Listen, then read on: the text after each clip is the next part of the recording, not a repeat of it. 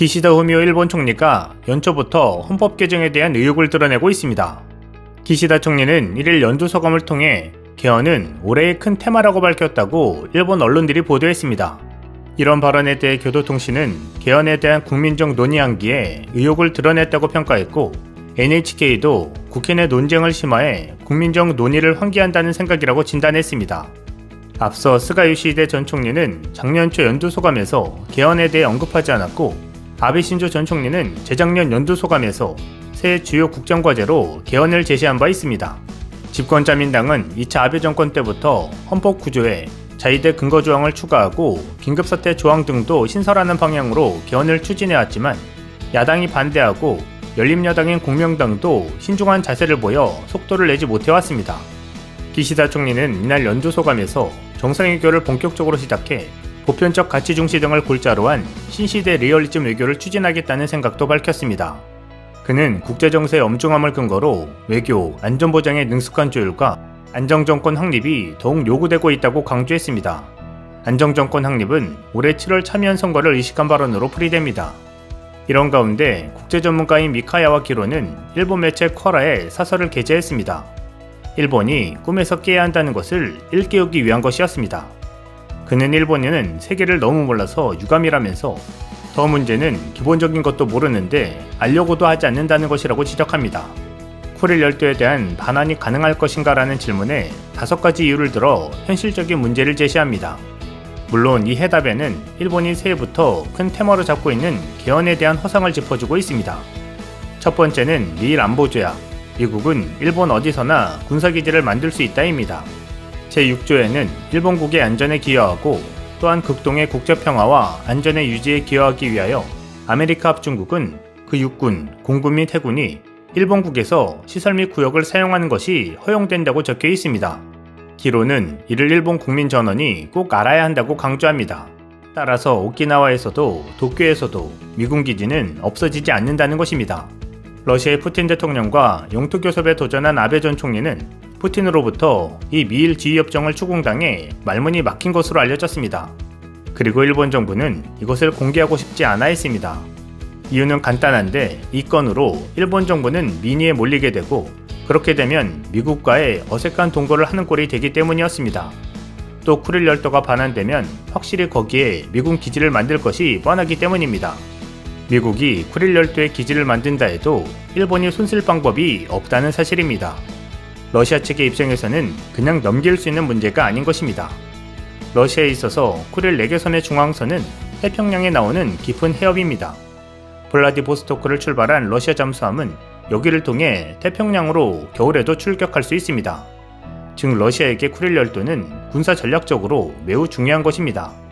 두 번째는 쿠릴 열도가 반환되면 사는 러시아인을 어떻게 할 것인가라는 문제입니다. 아이누인조차 겨우 최근에 와서야 인권이 인정된 일본에서 언어도 습관도 완전히 다른 러시아인과의 동거는 섬나라의 근성과 동질성을 중시하는 일본 사회에서는 성립될 수 없는 부분입니다. 왕따나 헤이트 스피치의 온상이 될 것이고, 이민 수용조차 거의 제로의 일본에서 러시아인과의 동거는 지금 정부의 선택사항에는 없다는 것입니다. 그렇게 되면 쿠릴 열도에 거주하는 러시아인들의 이주 비용을 일본이 떠안아야 합니다. 또한 그 보상액은 거대하다고 기로는 설명하고 있습니다. 반대로 일본에서 쿠릴 열도로 옮겨와 살 일본인들이 누가 있을까라고 반문합니다. 기로는 쿠릴 열도가 일본 정부를 위한 외교카드 일본이라고 말합니다. 국가 간은 이 외교카드의 교류로 국제사회 안에서 자국을 어떻게 유리하게 하는지를 생각합니다.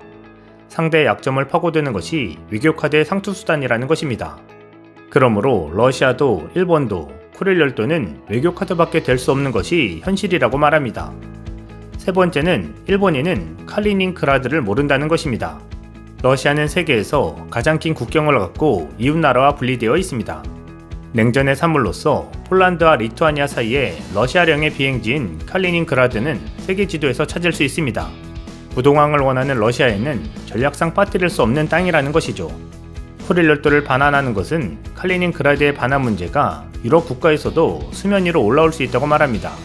러시아에게 있어서는 유럽의 쐐기 같은 것이기 때문에 절대로 잃고 싶지 않은 토지입니다. 때문에 쿠릴 열도의 반환 문제는 일본만의 문제가 아니라는 것을 일본인들이 이해해야 한다고 기로는 설명하고 있습니다. 네 번째는 러시아가 쿠릴 열도를 반환할 메리트가 없다는 것입니다. 기로는 이것을 가장 큰 이유로 봤습니다. 러시아는 자원국에서 군사력도 강하다면서 나라의 면적도 세계 제일이기 때문에 그 통치에는 거액의 비용이 필요합니다. 러시아는 쿠릴 열도 반환에 일본으로부터의 돈을 기대하고 있고 거기에 일본은 응할 여유가 없다고 설명합니다. 지금 세계는 이전과 같은 미국과 러시아라는 양대 대립에서 미국과 중국의 대립으로 구도가 크게 변화했습니다. 일본에 있어서 러시아를 상대로 하는 것보다 중국을 생각하는 쪽이 중요해졌습니다. 그러므로 쿠릴 열도를 반환하는 장점을 러일 양측에게서 현실적으로 찾아낼 수 없다는 것입니다. 다섯 번째는 감정론으로 쿠릴 열도 반환을 요구하는 일본의 우매함입니다. 돈도 낼 수 없기 때문에 반환도 없기에 일본에서 나오는 것은 감정론이라는 것입니다. 원래 일본의 영토이기 때문에 돌려주라는 이론입니다. 기로는 그런 어리석은 요구는 전쟁을 이긴 나라라면 용서받는다는 것을 알아야 한다고 지적합니다. 전승국은 모든 역사를 자국에 유리하게 써버립니다. 진 나라는 아쉽게도 진 거라며 일본은 전쟁에 패한 것이라고 강조하고 있습니다. 안타깝게도 패전국은 국제사회에서 발언권이 없다는 것입니다. 만약 있었다면 일본은 오래전에 유엔의 상임이사국이 되어 있을 것이라고 말합니다. 진 개가 짖는 것은 보기 흉하다며 게다가 러시아로서는 실속이 없기 때문에 무리라고 설명하고 있습니다. 마지막으로 이러한 내용을 학교에서는 가르치지 않는 것을 국가의 책임이라고 일침을 놓습니다. 기로는 일본 정부가 일부러 하는 짓이라며 스스로 조사해 학습해야 한다고 강조하고 있습니다. 정부는 거짓말을 한다며 국가 권력을 항상 의심하는 자세를 가져야 한다고도 말합니다. 그것이 패전국 일본에 살고 있는 일본인들이 배워야 할 가장 필수적인 것이라고 지적하고 있습니다. 상황이 이런데도 패전국인 일본이 자국의 무기산업에 어려움을 호소하고 있습니다. 방위문제 전문가이자 홋카이도 타쿠쇼쿠 대학교 교수인 헤이고 사토는 사람들은 일본이 기술이 발전했고 상황이 심각해지면 빨리 다른 나라를 따라잡고 장비 판매를 시작할 수 있다고 생각할지 모르지만 나는 그것이 잘못된 것이라고 생각한다고 말했습니다. 문제는 일본의 방산품이 1급이 아니라는 것입니다.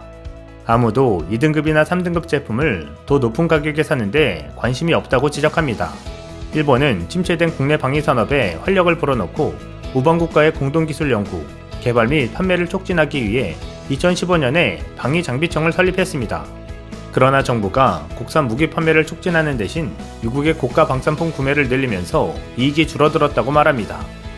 일본은 세계 12위의 무기 수입국으로 세계 점유율이 2.2%입니다. 글로벌 연구기관인 스톡홀름 국제평화연구소의 최신 조사에 따르면 대부분의 구매는 동맹국인 미국에서 이루어지고 있는 상황입니다.